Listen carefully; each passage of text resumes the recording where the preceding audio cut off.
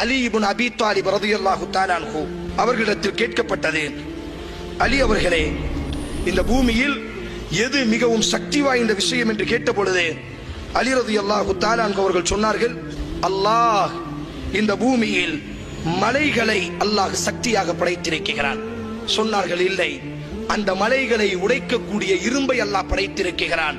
வாக்குவல் ஹதீத், இரும்புதான் மிக சக்தியானதாக இருக்கிறது. இல்லை, அந்த இரும்பை கரிக்கக்கூடிய நெருப்பை அல்லாஹ் சக்தியாக படைத்திருக்கிறான்.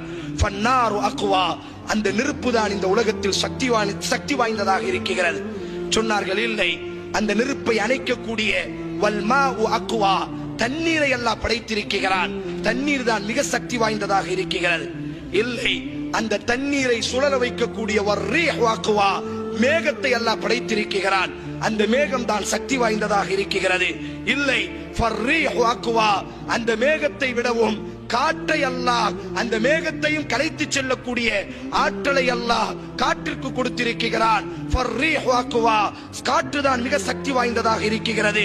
இல்லை, இல்லை, அந்த காற்றையும் மனிதன் தனது கைகளிலும் தனது பாக்கெட்டிலும் சேமிக்கிறான். ஃபல் இன்சானு அக்வா, மனிதன் தான் மிக சக்தி வாய்ந்தவனாக இருக்கிறான்.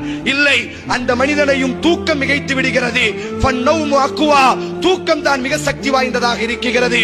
இல்லை, இல்லை, அந்த தூக்கத்தையும் கவலைகள் மிகைத்து விடுகிறது. வல் ஹம்மு அக்வா, கவலைகள் தான் இந்த உலகத்திலேயே மிகப்பெரிய சக்தி வாய்ந்ததாக இருக்கிறது. யாரை அல்லாஹ் சோதிக்க நாடுவானோ அவர்களின் மீது அல்லாஹ் இந்த கவலை என்ற தனது பட்டாளத்தை அல்லாஹ் சாட்டி விடுவான்.